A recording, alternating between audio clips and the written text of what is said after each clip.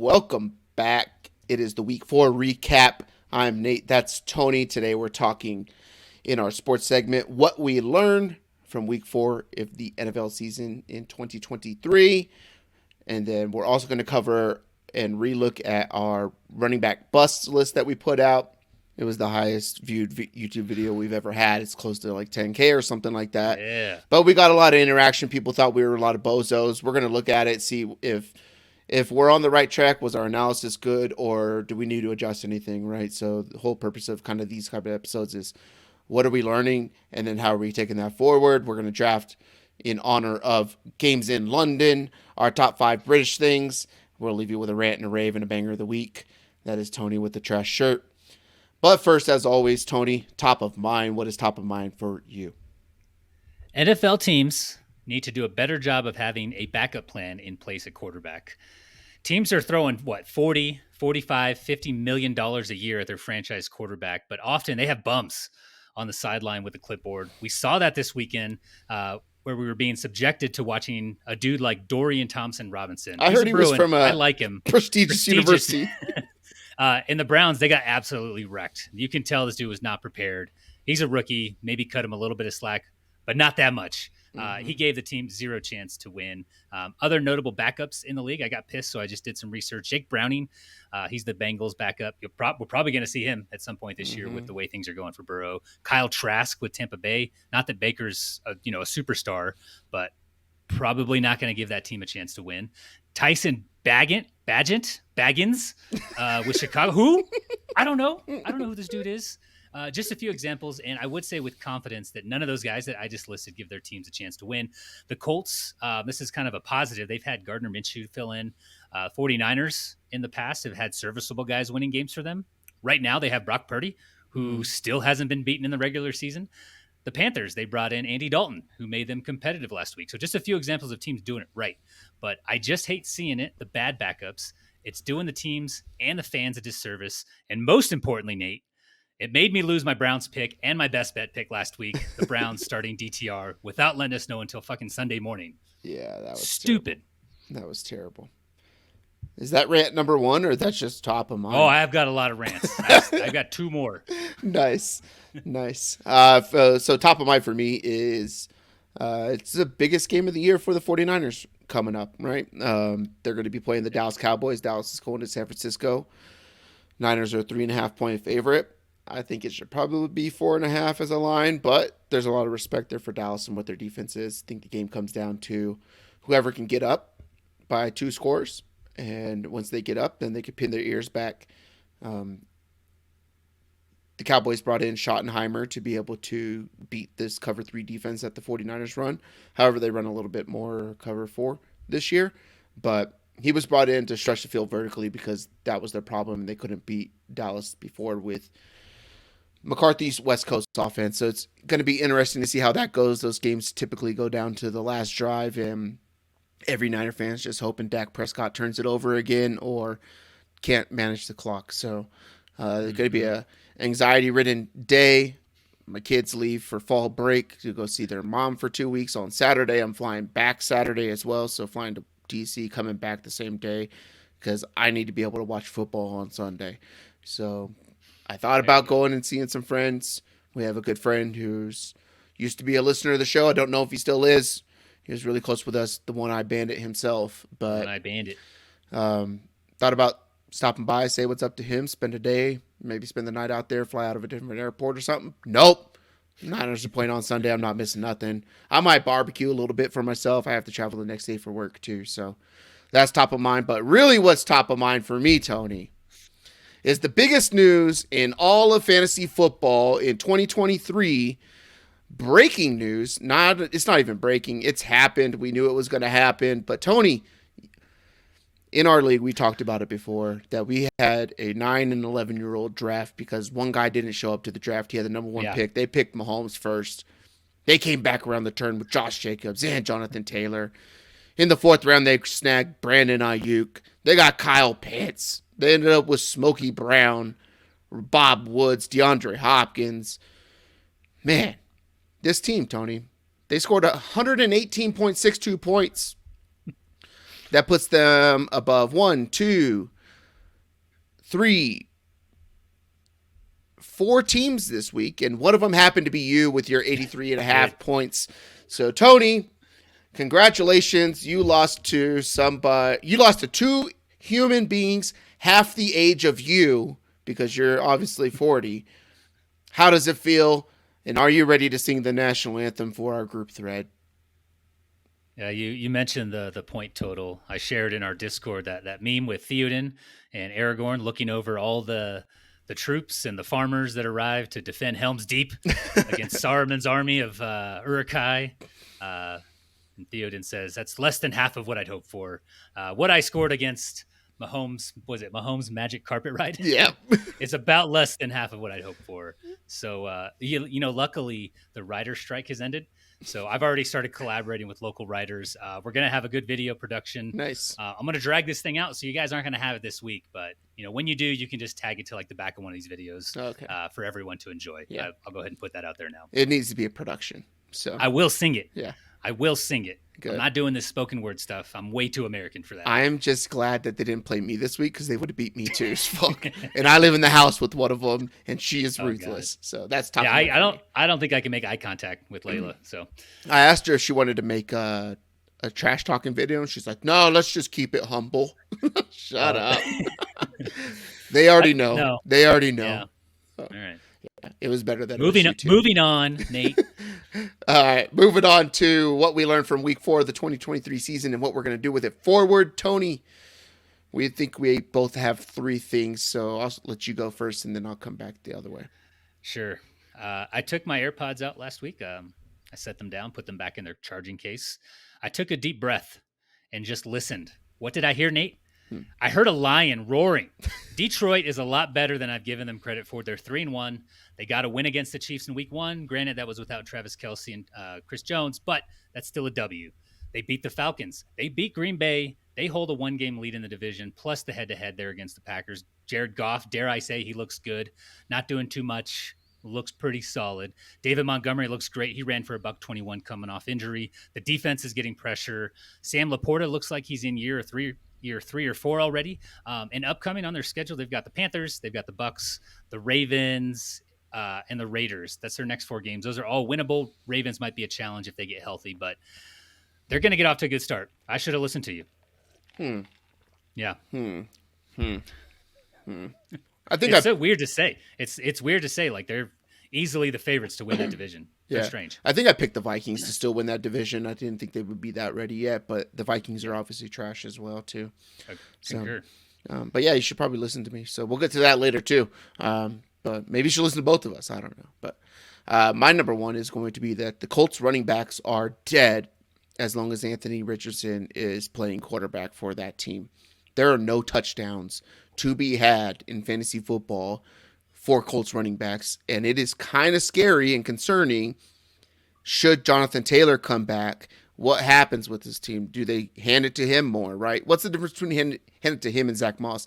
I get they're different players or whatever like that, and he's stronger and bigger, faster, or whatever, and he's going to want to get his cash. Maybe he's in the year a little bit more, but Anthony Richardson struggles to stay healthy. The first 2 games of the year, he was taken out by injury, concussions, or whatever the heck it was in the first one. So why are they not handing off? I just think it's just his natural instinct to score touchdowns, right? Yeah. If you look at what they have on the year, Anthony Richardson has 4 touchdowns on the season, all goal line work, not goal line, in the red zone. So some of them were, I think 2 of them were from like 15 yards out in week 2. But Anthony Richardson with 4 rushing touchdowns. Zach Moss is the only other running back with 1, and he has 1 exactly. He got that in week 2 against Houston after Richardson left the game. So this was in the third quarter, and that's the only time. They have been passing a little bit to the running backs, so that's okay. And they're getting yardage. I think Zach Moss went for 100 plus or whatever like that. But without a touchdown, it's just a normal day for a standard PPR back like fucking McKinnon, right? So it's kind of concerning for me if you're going to be rostering Colts running backs. And I do have Zach Moss on a lot of teams. Got that. Caps the ceiling. It just caps the ceiling, right? When you look at some of these scores, right? And I'm sure it's like this with everybody else's leagues too, but a lot of these scores that are happening in PPR leagues, there's like one or two dudes who just carry a team, right? Whether it's Christian McCaffrey this week with his 30-something points at halftime, 50-plus for the entire game. You look at guys like when Tyreek Hill goes off or Mostert goes off, right? That makes a big difference because there's always a blow-up game with how loose defenses are now. So it's almost like you got to have one of those guys on your team, a guy who can give you floor but also give you tremendous ceiling, and the Colts running backs just don't do that for us anymore. So, nope. Well, I don't know what I'm thinking there with what I'm going to do with the forward. I can't really trade Zach Moss. I don't think you can trade him anywhere anyways with Jonathan Taylor coming back. He's supposed to practice here on Wednesday. So by the time you're listening to this, maybe he's already practicing or something like that. But it's very concerning, and maybe that impacts some of the sports betting lines or whatever it is going forward. So, yeah, I don't know if that sell window's closed. Maybe you find a team that lost like J.K. Dobbins, Javonte Williams, Nick Chubb, or something like that.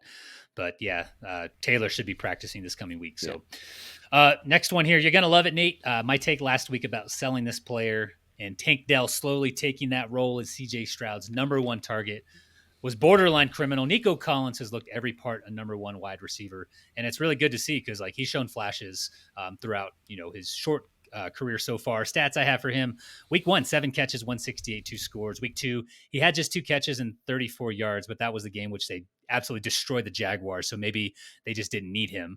Week 3, again, 7 catches, 146 and a score. And then last week, 6 catches for 80 yards. So he had the volume, didn't get in the end zone, but you love to see it. So what I'm thinking, Nico may be the higher floor option. He has a ceiling, and the dude is 6'4", 215.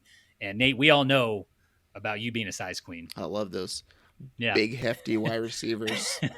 But I'm moving him from like a matchup dependent fantasy play to like that wide receiver 3, or if you're deep at wide receiver, maybe that flex spot. Yeah, I think too, if you're able to sell him, you're also able to get a guy who's probably a premier player in the league that was undervalued at the time too. So I think it's a 50-50 thing, but it obviously isn't going to hurt because the Texans look like a real damn football team. So CJ Stroud looks really good. Yeah, and did you hear his press conference after when he talked about how they work hard in that building?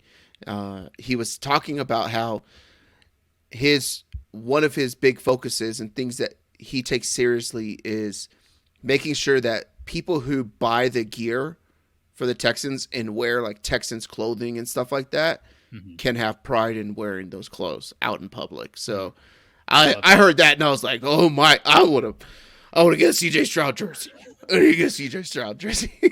I mean, the colors are right. You got the red, you got the white in there, you got the blue. So it's almost like there's another team that calls themselves America's team in the same state, but doesn't play with the red. So yeah, strange. Maybe we need to have that discussion on an upcoming episode. Probably some old white that told them that they're America's team. Jesus.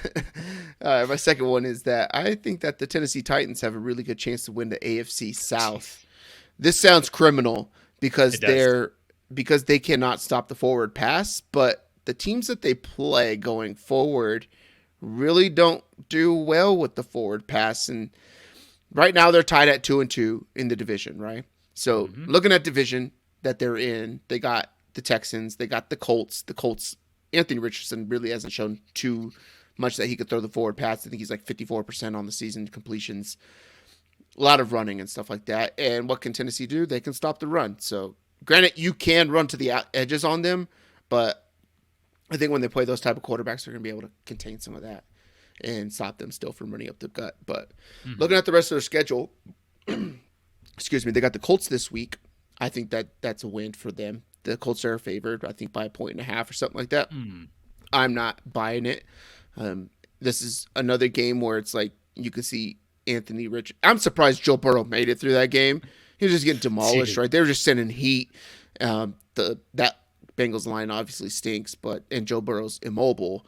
But it's not like the Colts have the greatest offensive line in the world either. So I think they could beat the Colts. I think the Ravens is a 50-50 game. I'll give them a loss there. They got the Falcons. Those guys stink and shouldn't even be playing Canadian football. The Pittsburgh Steelers aren't going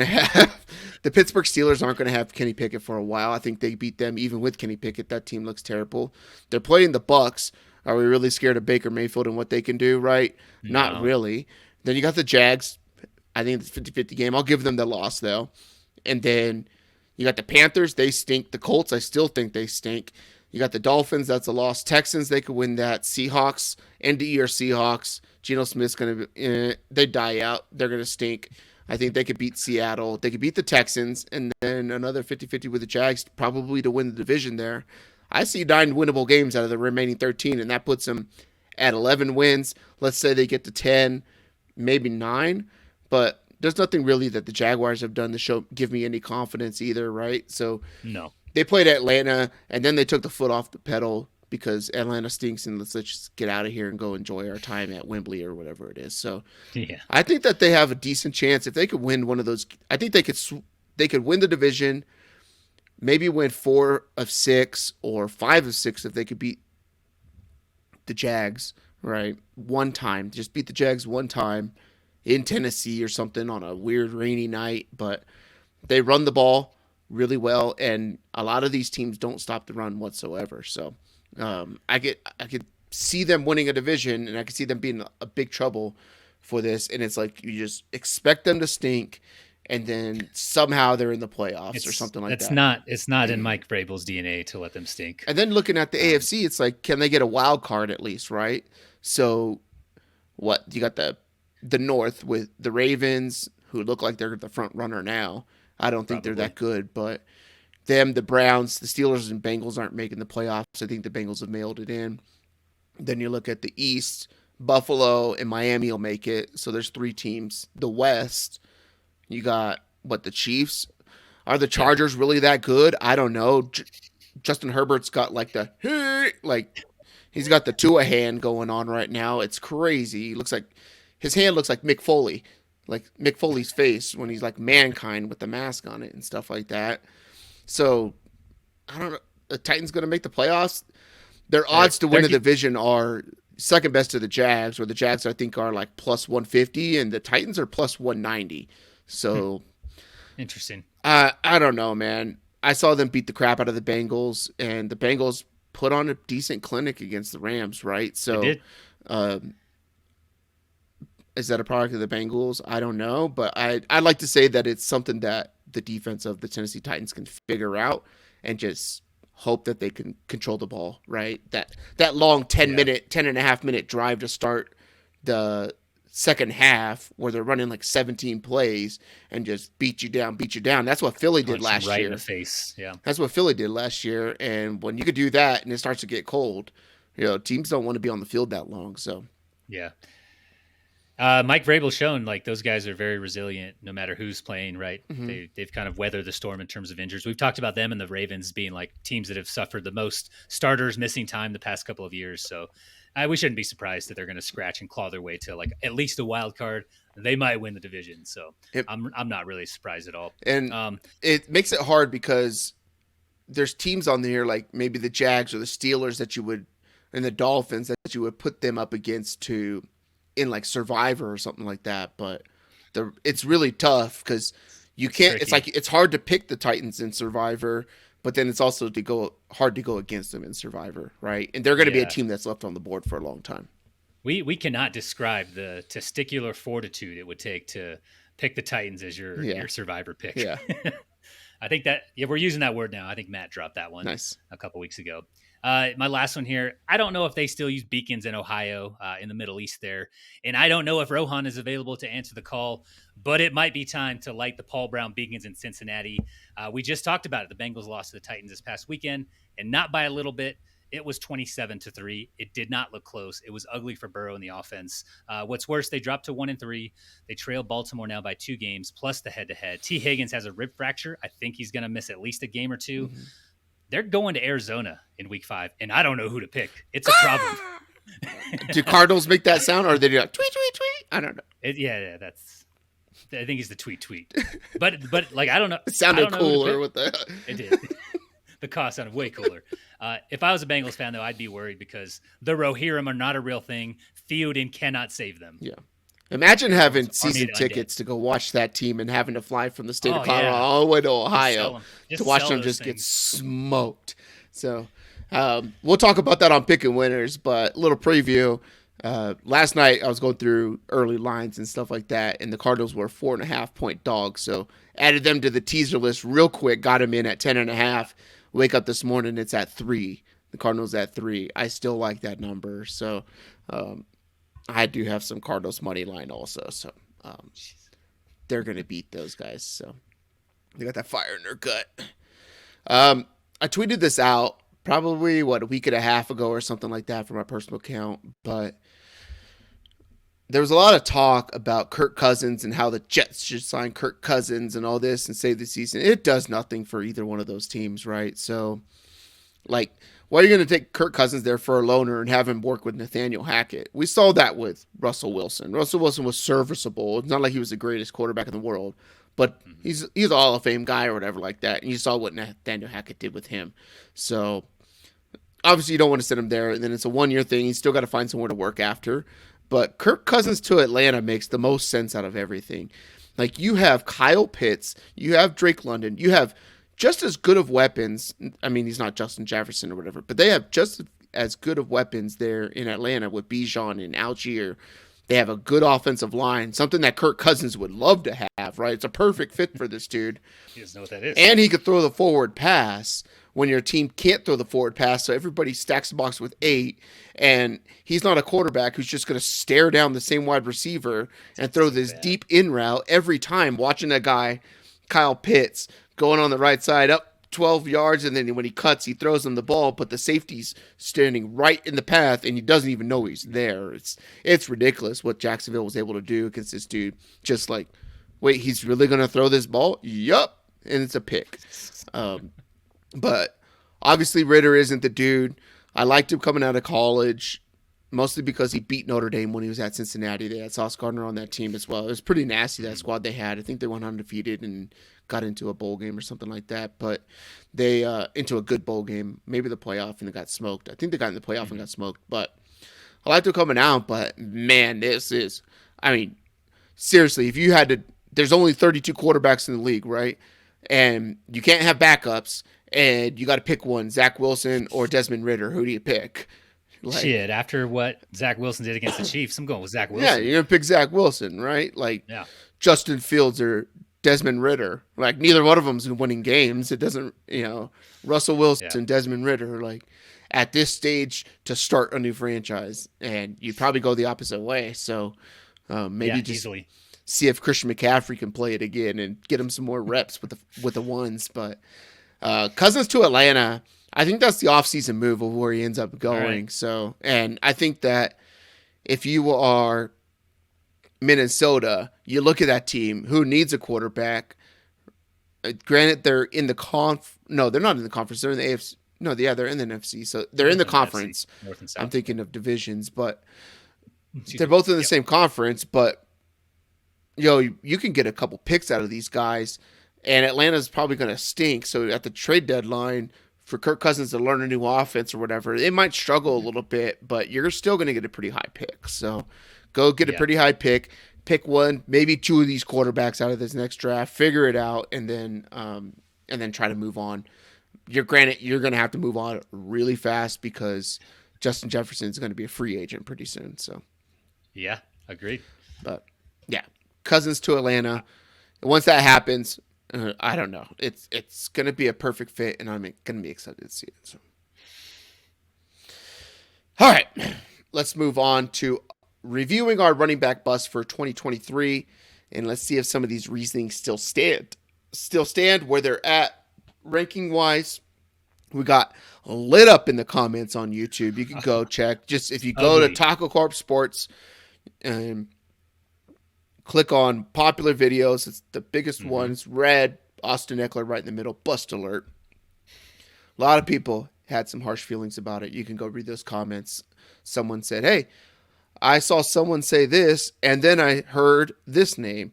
And then it's like, okay, like you just turned it off. But let's review. We had 3 each, so 6 of the worst running backs to draft in fantasy football and why. Tony, I'll let you start with your 1. I don't even remember the order I went in. I'm going to just read them off how I wrote them down. My first pick was Breece Hall. Yep. I don't think we need to victory lap Aaron Rodgers' injury. I think what we called out was the fact that the offensive line was going to be an issue. We mentioned the mouths there. They need to be fed, especially once Dalvin Cook signed. So what's happened so far? Dwayne Brown, he went on IR. He's 38 or 39 years old. Mekhi Becton is struggling. He's moved, I believe, from the right to the left. He's got an overall 52.6 PFF run pass blocking grade. Those are combined. Those are your starting tackles. That's not great. The backfield is split 40% to Dalvin Cook, 40% to Breece Hall, and then Michael Carter's in there with like 7 or 8%. So I'm still under the belief that he will not deliver at ADP as the 15th running back overall. And going into week 4, I didn't get a chance to look at week 4 total numbers, but going into week 4, Hall was back there as the RB 45. Yeah. And it doesn't look like it's improved. Cook's still getting carries, and it makes sense. They're giving him like, is it 7 or 8 million guaranteed or something like that? Yeah. Yeah, it's pretty crazy.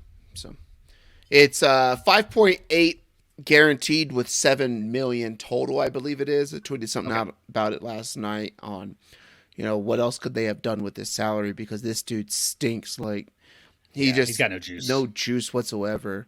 Breece Hall doesn't look like he has the breakaway speed. He had a little bit getting through the gap, but then fizzled out in week 1. Runs out of gas quick. Yeah. So hopefully Zach Wilson can open some things up for that offense and maybe create some more running length. So you got a good matchup this week against Denver. My number 1 was Jahmyr Gibbs. The biggest thought here was that they brought David Montgomery in to fulfill that Jamal Williams role, and Jahmyr Gibbs was going to be like DeAndre Swift. Obviously, DeAndre Swift has talent. Look at what he's doing in Philadelphia, just running for 120 a game, a tutter or 2 or 3, whatever it is. He's like booming, and everybody who got him in like the 9th round is jumping for joy. But that was the thought, was that the Detroit Lions play roles for their running backs, and it doesn't matter the talent that they have. Everybody can see that Jahmyr Gibbs is talented. I still think that he struggles in pass protection, and that's why he's not on the field for a lot of those passing downs and stuff like that, where it's a 50-50. Are they going to run it? Are they going to pass it? Because if they were going to run it, he would, fake RPO, boom, be the guy to block the guy off the edge as the tight end goes and fizzles out or something like that, right? And in one game that David Montgomery was out, we saw Gibbs be the lead back. And they didn't throw him the ball. They brought in Craig Reynolds to throw the ball too, right? So they obviously have roles for the running backs there. And David Montgomery was a lot cheaper. I believe it was almost 2 rounds cheaper than Jahmyr Gibbs. Jahmyr Gibbs was getting drafted at an ADP, running back ADP of 12, overall 33 by the time we got into week 1 of fantasy football. And currently right now he's running back 26 in a landscape of running backs where everybody stinks minus like McCaffrey and now Kyron Williams or whatever like that, right? So It's not like the running backs are performing like anybody thought they would do.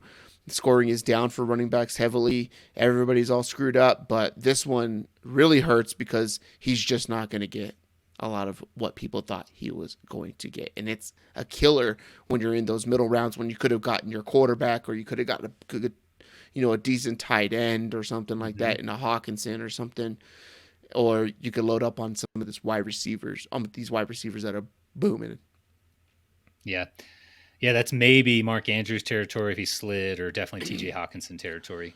I don't see it changing whatsoever. We saw David Montgomery come back from injury and lead this team on Thursday Night Football and just smash and win everybody weeks. But look, talent, we've said it for a long time. I don't think talent matters all that much. Everybody's pretty talented. It does delineate the top from the mid-pack, but from mid-pack on, I think it's just roles and responsibilities, and I think that's what we got to look at for fantasy football going forward. Yeah, I still like that one. Maybe the roles change as the season goes on. Maybe he gets better at pass protection, but at that point, he's going to be so far behind the curve. He's not going to pay off at that. Yeah. What'd you say? 12 RB over. That's crazy. RB 12. I don't have a single share of him. He was way too rich for my blood. My second one, Jonathan Taylor, he still hasn't played. It's also been reported that he doesn't want to play for Indy, and the Colts are asking for a second-round pick in trades, basically. They're fielding out to teams or higher, and no team so far interested. I saw so many, fantasy analysts, basically victory lapping when they got him in, the 6th or 7th round. Happy. It was tempting. I did not draft him as he was dropping.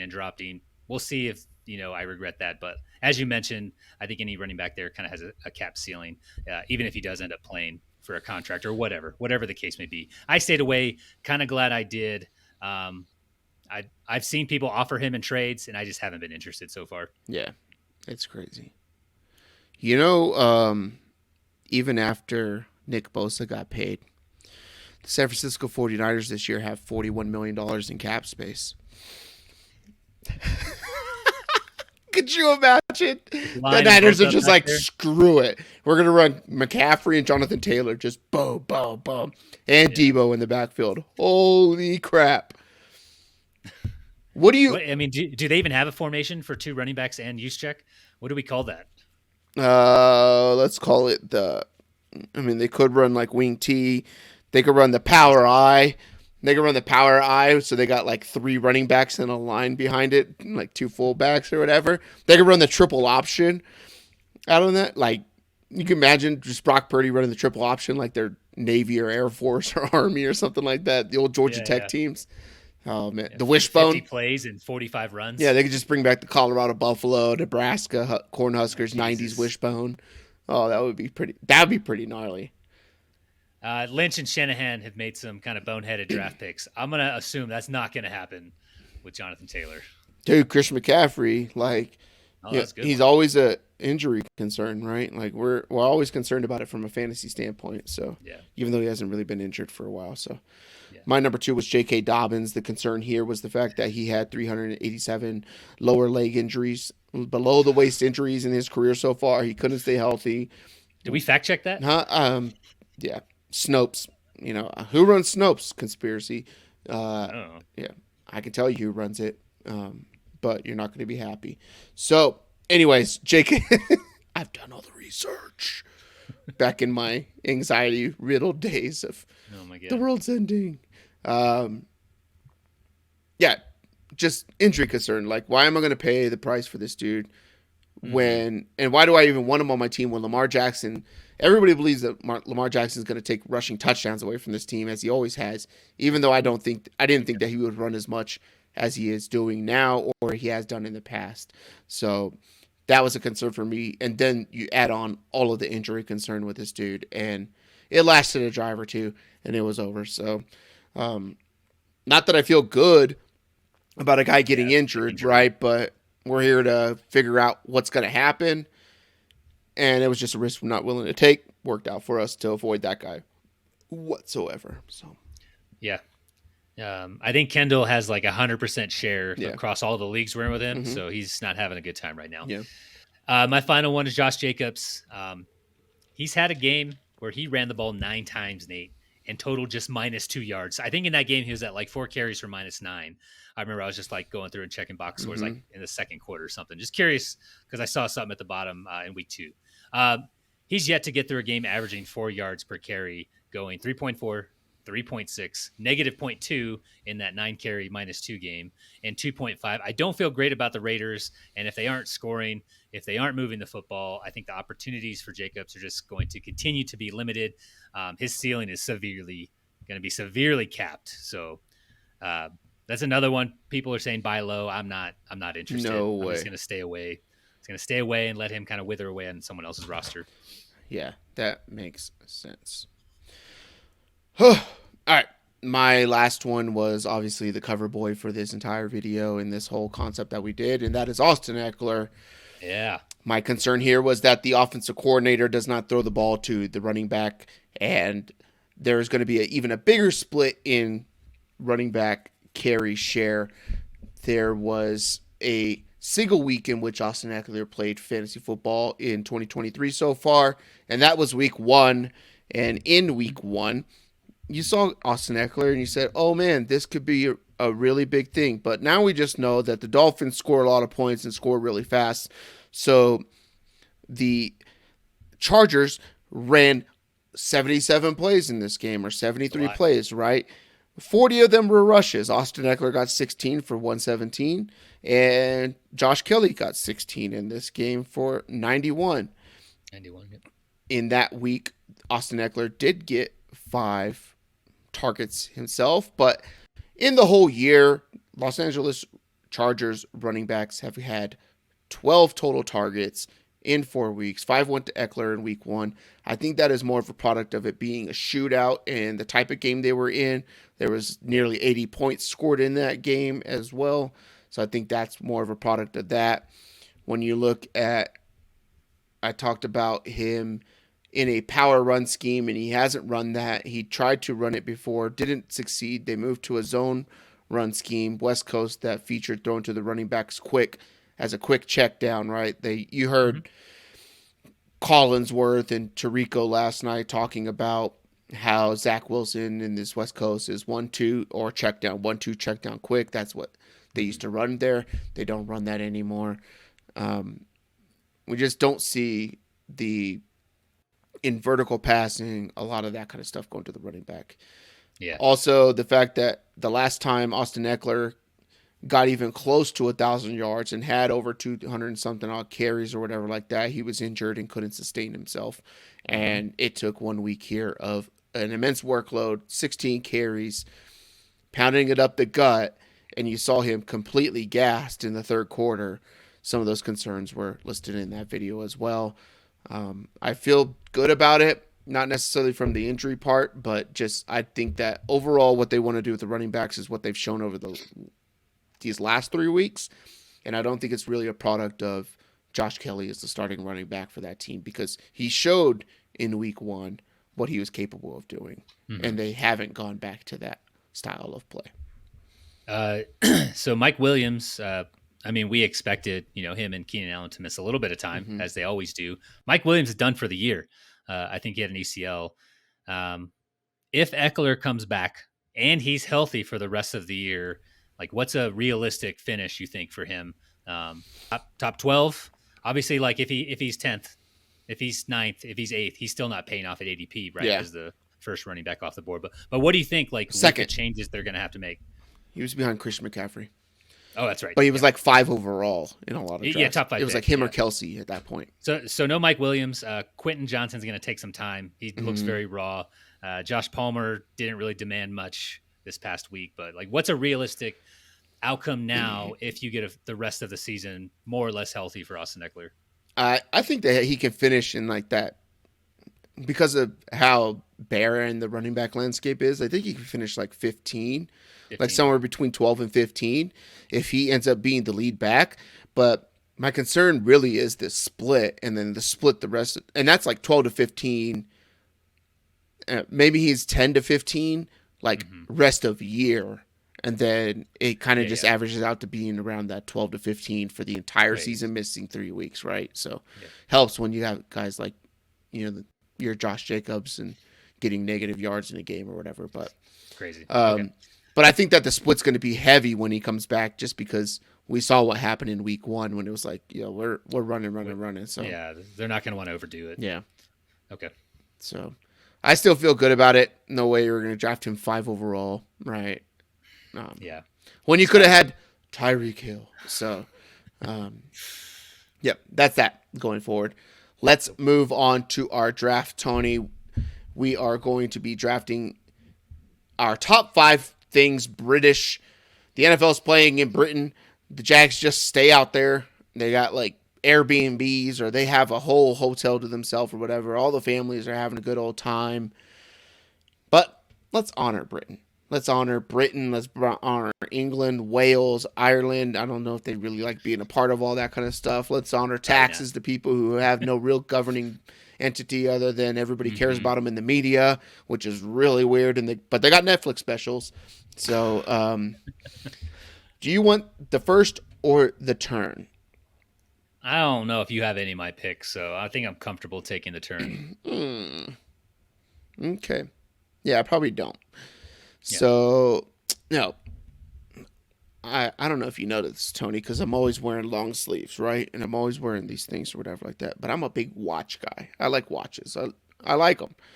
I like buying them really cheap, though. If they look cool and they're really cheap, I'll buy them. But I don't buy like fancy watches or whatever like that. But can you imagine just having like the Empire State Building with a clock on it? And they got that there in England, in Big Ben.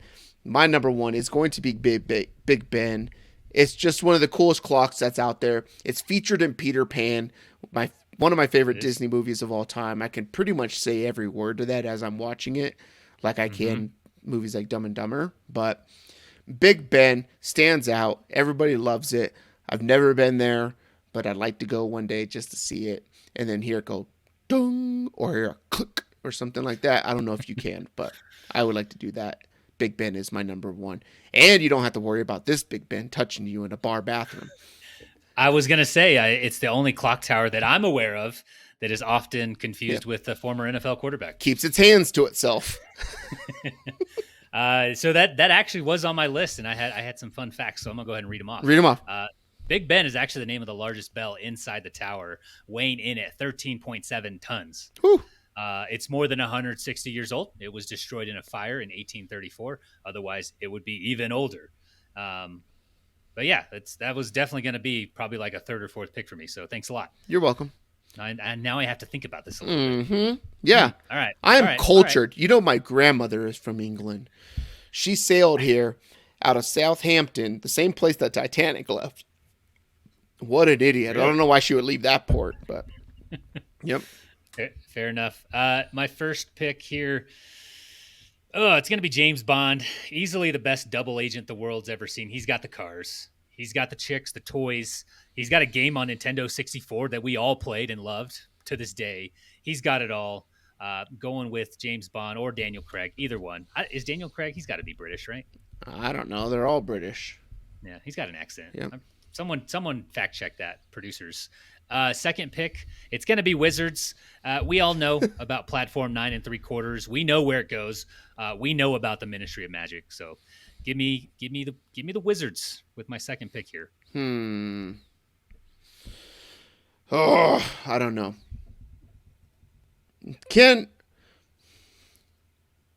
Are they really British? Absolutely. They've got 8 movies. Well, 8, 9, 10, 11 now. Dang it.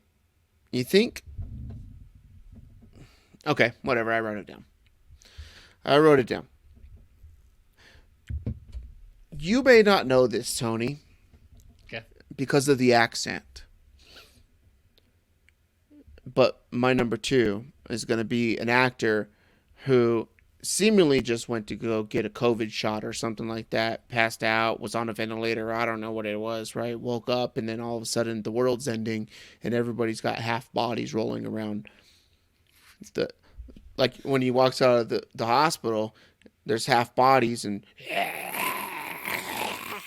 right? And it scared the hell out of me. I stopped watching it after 20 minutes and then finished it like 2 years later and rewatched it, right? But I don't know the guy's real name, but my number 2 is going to be Rick Grimes. I don't care that in the show he's not British or whatever like that, but the fact that you're a British dude who can sit there and go, Carl, Laura, Lori, Judith, and all that kind of stuff, I'm going to take Rick Grimes. He's one of the greatest British things that's out there made. Producers just slipped me a note. The Walking Dead premiered in 2010, so not sure COVID was around back then. Oh, it was. It was. Let's not go down those holes. My number 2 is going to be fish and chips. There's nothing like when you go to a restaurant, right? I think even shitty fish and chips are good fish and chips. It's like a club sandwich. You really can't fuck it up. Or a burger. You really can't fuck it up, right? Like, this is what you learn as you become an older white male in America, or at least you look really white, right? You're light-skinned. But is that when you go to a restaurant, you don't want to try new shit. You don't want to try all these fancy schmancy things or whatever like that. Mm-hmm. Just don't fuck up my goddamn meal. Like, I just want to come here, have a good time, and enjoy the food that I'm eating. So what do? You get a club sandwich. If you fuck up a club sandwich, we're never coming here Straight again. To jail. Yeah, Straight to jail. We're never coming here again. You fuck up a burger. It's not that hard to cook a damn burger, right? Figure that out. Boom. Fish and chips is another one too, right? You're looking at this menu. Maybe you go to a seafood place and you're like, I don't really know if I want to pay for lobster. I hate trying to crack open a crab shell and all this kind of stuff, right? And get the blue crab pieces and the meat and the brain, or crawfish, or anywhere you go. Maybe you go to Red Robin. You just don't want to figure out all these burgers. Just let me get something different. I'll get the fish and chips. Always pretty damn good. Especially if you get a good crunch on that stuff on the outside, right? You go somewhere that's got a British flag somewhere in the place. Good old Union Jack. You got some good fish and chips. And I think my dad went to England one time as a child, and he said the coolest thing was that fish and chips are always put on a newspaper, right? So after you're done, you can see what day the newspaper came from and stuff like that. Maybe get a comics page or something, but fish and chips, I'll take that. All right. That was on my list before I revised it, went a different direction. I do like me some fish and chips. So third pick here, I'm going to go with Austin Powers. Not a huge fan of his dental hygiene, but he's a man of mystery, cultural icon. He's also saved the world 2 or 3 times now? Yeah. I think a 4th time it's coming out. I love gold. Yeah. Austin Powers. He's right up there with James Bond for me. Nice. All right. What do we got here? Next one. I'm going to go with the way they colonize everything. I'm anticipating that Britain's going to colonize Mars, and years later, the people of Mars, they're going to rebel and defeat the British, winning independence easily. Nice. Easily. Yeah. They're pretty good at it, right? I mean, they even got, Australia? Shout out to our Australian listeners. But they got them on their flag too, right? Like, I tried to learn it. I worked with a couple Australians about a year ago or whatever. Tried to learn the whole thing about, all that kind of stuff, and really confusing. Let's just say, like, wait, why do you do this? Like, why? But it's cool. My number 4. Look, I love a good romance story. That's what I'm all about. I love reading romance novels. Over here. For the YouTube list, this is my bedroom. I'm just in a little nook, but over here I got my little TV stand thing, and inside of it's got holes and a bunch of books because I'm obviously a very knowledgeable and scholarly person who reads. But the whole series I've read, and it's pretty good, and they got a Netflix show, and it's kind of fun to watch how it all turns out. But give me Bridgerton with my number 4. I love me some Bridgerton. Like, the drama, the stories, the scandal, like, maybe I should have just put Scandal as 4, but I'm going to go Bridgerton. I said that first, but Scandal, Bridgerton is going to be my 4th one. And then softcore porn is what you should have put. No, there's like dudes on dudes. It's like how, what is it? Game of Thrones is and stuff like that. Is that Britain? No, that's not Britain. That's like, oh, damn it. Where do they film? Like Ireland or someone in the comments tell us about Britain, where they're from. I don't know. They're from. They filmed somewhere over there, some like beautiful location. Where Game of Thrones is from. So, my last pick. 5th one is going to be something that I used to have with my grandmother all the time. She does this every day in the afternoon, and I never knew I liked it. No, but I was a child. We didn't really do this kind of stuff, right? We grew up poor. But I'm going to go with cream tea. So it's just normal British tea, but you add a little bit of milk or cream or whatever like that. You got the dainty little cups and the sauce. They use saucers, right, as actually civilized human beings do, apparently. Why would you make more dishes? Get out of here with that. No, man, you got to do it right. Whatever. You got the little teaspoon and stuff like that. It's perfect. You could add a little bit, a spoonful of sugar. Damn it, Mary Poppins. That's honorable mention. Everything's coming to mind. But I don't know what it was, man. Like English tea with a little bit of cream in it in the afternoon. You kind of just settle. It's like your nightcap thing. And I don't know. It reminds me of my grandmother. And I used to go over there all the time. Have a good time. So, cream tea, my 5th. All right. So you actually did take a couple of my picks here.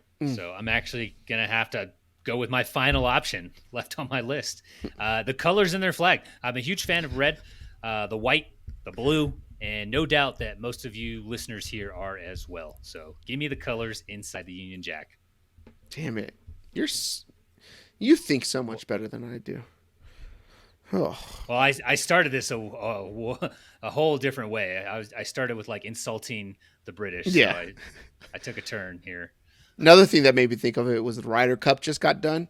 right? And I don't know if you saw that video Ooh. where they're talking about the U.S. and then how Mm-hmm. Britain is this or whatever, and it's like, okay, guy, All right. okay, let's go back a couple hundred years, bro. You know, one of the greatest things about the British is their tea, especially when it floats at the bottom of a harbor. No. Don't make us get out the pitchforks again. We made America great the first time. All right, let's recap it.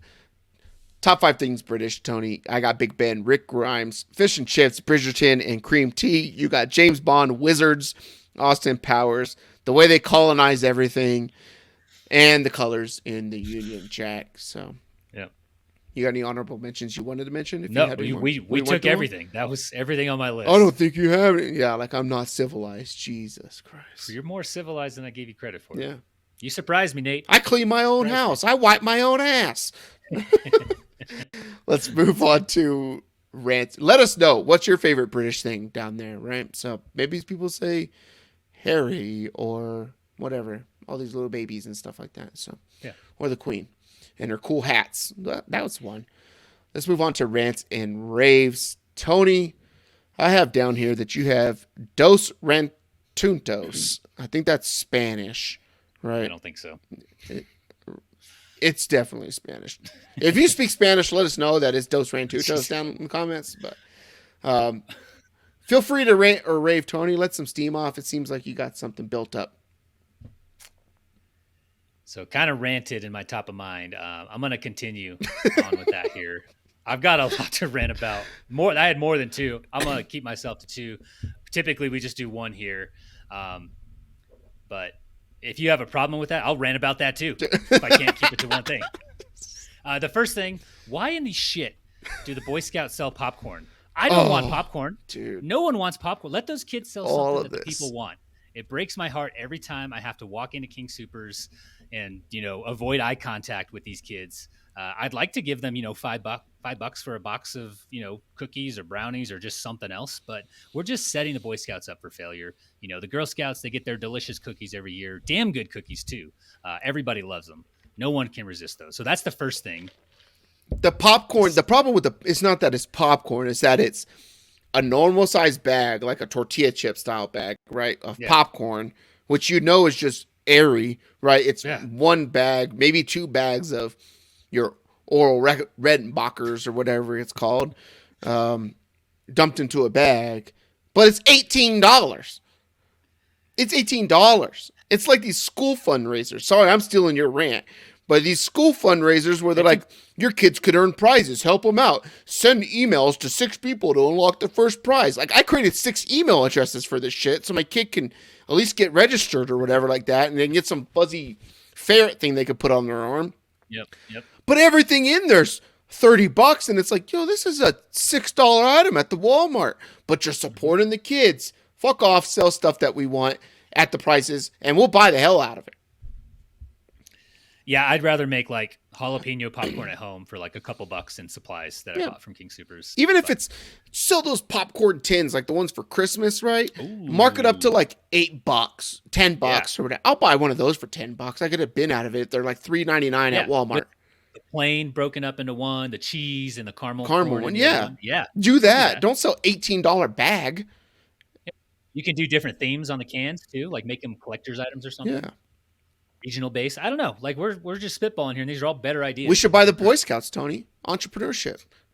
Way too. I don't even have my kids in I didn't do Boy Scouts. Maybe that's why I'm not into their fundraising. I don't know. I don't know what it is, but I hate popcorn. I hate paying extra for it. Mm-hmm. So sorry, Boy Scouts. I'm buying cookies when those things are out. Second thing, and I've already started. Or alerted the Securities and Exchange Commission. I've notified the Better Business Bureau. I've notified the United Nations. I've written to everyone about it. Those workout pants, the leggings, whatever they're called that girls wear that have the butt cheek lines, you know what I'm talking about? Mm-hmm. I was going to make a prop so I could like show it. I don't know if you want to inject a picture here or something just to show what the hell I'm talking about for people who haven't seen them. Who thought that was a good idea? They fucking look ridiculous. They look like that's like me having like drawn on abs on my below my Man City logo, right? Or chest lines for my pecs. Yeah. But I've seen like 5 or 6 pairs recently, and it's just comical. Just a big hammer painted on the front of my pants. Yeah, gray sweatpants. We should start a line, a TacoCorp line of gray sweatpants. Yeah, just a big one with padded dick prints. It's so dumb though. That one doesn't make me mad. It's just, I don't know. It's just comical. Yeah. So just ranting about those things. I'm probably going to have 2 or 3 next week as well. Yeah. I'm going to wear my butt cheek line pants to your house, my workout pants to your house whenever I go over there. I will call the cops. Yeah. Okay. They're going to look at my butt cheek pants too. No, I'm going to rave, man. I'm going to talk about Zach Wilson. So obviously, I don't know who's out there who's been a Zach Wilson fan for as long as I have. It's going back at least 18 months, right? Where I wanted to see this guy succeed. Do I think he's great? No. Do I think he's really good? No. Do I think he's good? No. Do I think he's okay? Yeah. Right? We talked earlier. There's like he's in the top 30 quarterbacks in the NFL, I believe. So, starting quarterbacks right now. But Zach Wilson gets shit on over and over and over. And maybe a lot of it came from not just his play, but how he reacted to his play last year when he talked about, hey, the defense scored 3 points. Your offense only scored 3 points. Do you feel bad that you let the defense down? No. Right? That kind of stuff happened or whatever. Ego, standing up for himself, believing in himself, but not going about it the right way for the media and stuff like that. And kind of just being pissed off at the media, like, fuck you guys, you're sitting here at 365 pounds picking Doritos out of your belly button talking to me about how to play football, right? But we're seeing the maturity of Zach Wilson, his answers and stuff like that, a lot of accountability. He responds well to the media. It doesn't seem like it phases him whatsoever. He's just answering questions the way that you'd like to see him want to answer questions and stuff like that. And we got to see a good game come out of him. But it's not necessarily just Zach Wilson, because I like Zach Wilson. I want him to succeed. I want him to go to like the 49ers or the Dolphins or somewhere where like he would play well with the Rams, something like that, right? Good coaching or whatever. The best thing for Zach Wilson would be for him to go to New England and then somehow they figure out how to coach a quarterback up in New England and then he just fucking diminishes and demolishes and tortures the fucking Jets for like the next 13 years of his life, wins like 2 Super Bowls and the Jets are bottom barrel team for the rest of eternity, and just like that would be great just for Jets fans who are booing this dude and everything like that and calling for his head. But the thing I want to talk about Zach Wilson is I want to rave about all the other players and coaches out there who talk positively about Zach Wilson. So you had Chris Jones last night on a post-game interview off Sunday Night Football trying to get baited by, I think it's Rodney Harrison is his name, I believe his name, right? On the broadcast or whatever, whoever the fuck it was. Yep. But yeah, he used to play for New England. But basically calling Zach Wilson garbage and all this kind of stuff, and Chris Jones wasn't having it. He's like, nah, that dude can ball or whatever. You know, like he's a good player and he's been improving. This is this.